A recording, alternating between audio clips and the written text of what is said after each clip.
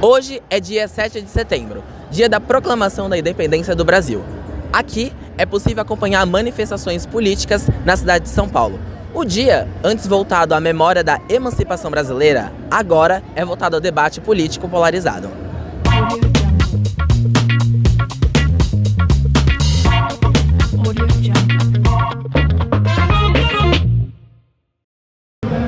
Grupos de esquerda e direita tiveram encontros marcados na capital paulista. Os apoiadores de Lula utilizam o slogan do desfile criado pelo governo federal Brasil Soberano, criado em meio à guerra tarifária e às pressões impostas pelo presidente Donald Trump. O Grito dos Excluídos e Excluídas é uma tradicional manifestação que tem o papel de ser um contraponto popular ao desfile cívico-militar do Dia da Independência. Em sua 31ª edição, se reuniram às 9 horas na Praça da República com o lema Cuidar da Casa Comum e da Democracia é luta de todo dia. Eu estou aqui na praça hoje por uma razão óbvia, tá? Eu atravessei uma ditadura, eu sei o que é isso, passei por uma e não quero outra. Tá? Essa é a minha razão mais objetiva e clara do fato de eu estar aqui num domingo, é esse, tá? Eu já passei por uma e não quero ver outra.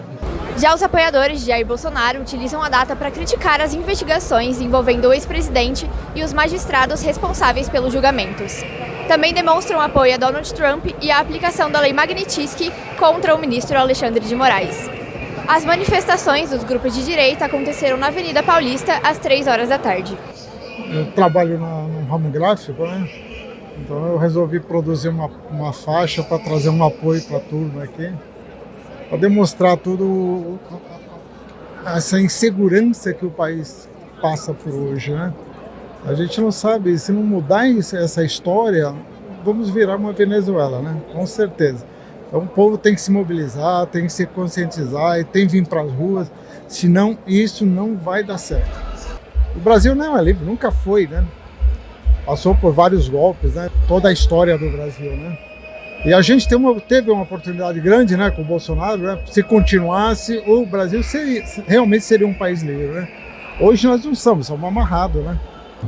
No dia 8 de janeiro de 2023, apoiadores de Jair Bolsonaro invadiram e depredaram as sedes dos 3 poderes, em Brasília, em revolta aos resultados das eleições de 2022. Nas investigações, foram identificadas evidências de que Bolsonaro incentivou discursos golpistas, financiamento e participação de apoiadores. Em novembro do ano passado, Bolsonaro e outros 36 aliados foram indicados pela Polícia Federal por tentativa de golpe de Estado. No dia 26 de março, a primeira turma do Supremo Tribunal, por unanimidade, tornou réus o ex-presidente e outros 7 aliados, baseado na denúncia que coloca o grupo como núcleo crucial para a tentativa de golpe. E eu acho que na conjuntura atual a gente está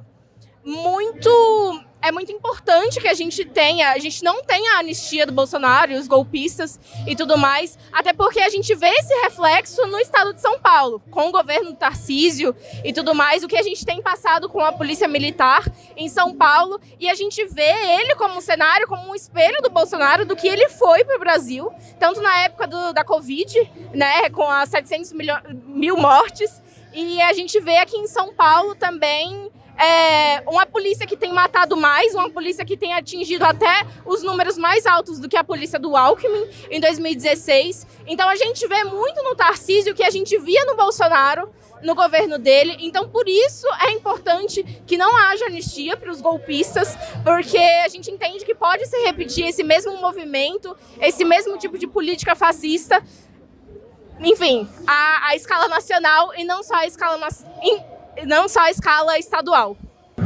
A investigação apontou a ligação de Bolsonaro por desinformação e ataques ao sistema eleitoral.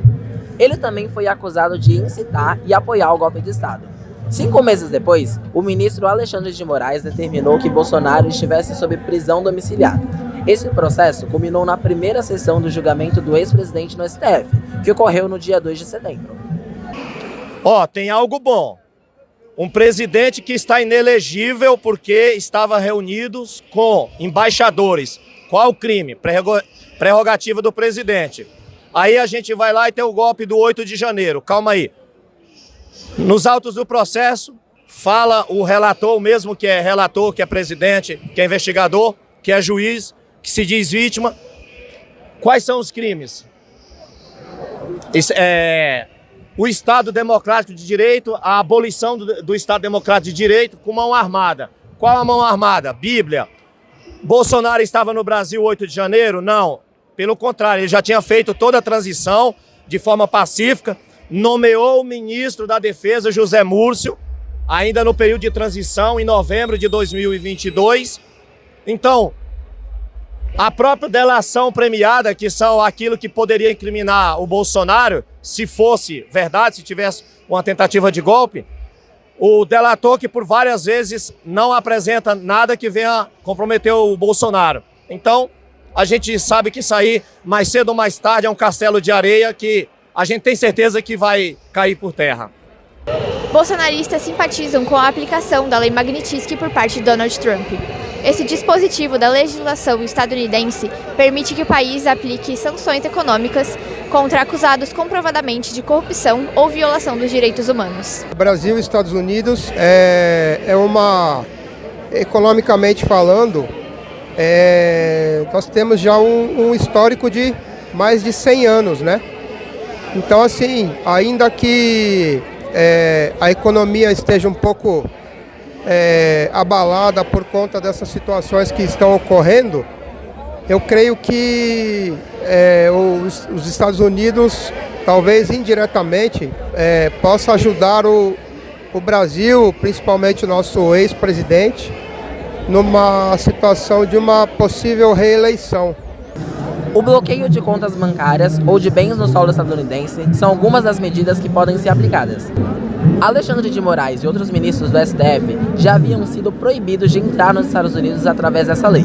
Hoje, o Departamento do Tesouro estadunidense acusa Moraes de violar a liberdade de expressão e autorizar prisões arbitrárias, citando o julgamento da tentativa de golpe de Estado que envolve o ex-presidente Jair Bolsonaro e as decisões tomadas contra as mídias sociais ligadas a Donald Trump.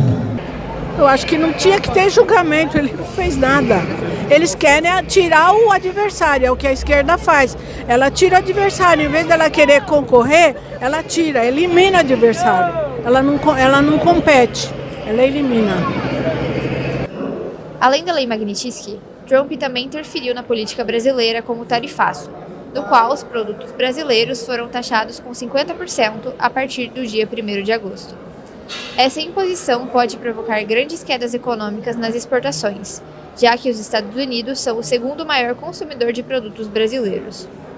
Eu vim aqui hoje, em primeiro lugar, porque é muito importante a gente estar do lado e junto da luta dos trabalhadores.